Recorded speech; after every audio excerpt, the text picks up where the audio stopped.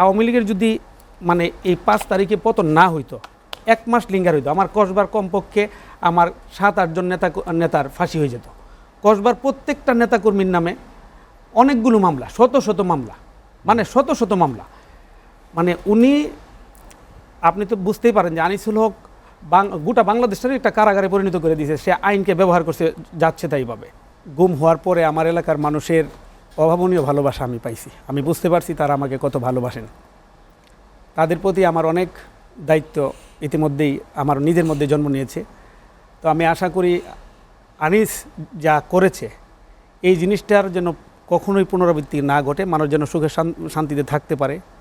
এবং বাংলাদেশ জাতীয়তাবাদী দল, আমাদের মাননীয় ভারপ্রাপ্ত চেয়ারম্যান যেভাবে আমাদেরকে নির্দেশনা দিচ্ছেন, ওই নির্দেশনা সামনে নিয়ে আমরা যেন মিলেমিশে, এখন তো দলের মধ্যে অনেক কুন্দল বিভাজন সারা বাংলাদেশেই টুকটুক বড় দলে থাকে, থাকে, এটা স্বাভাবিক।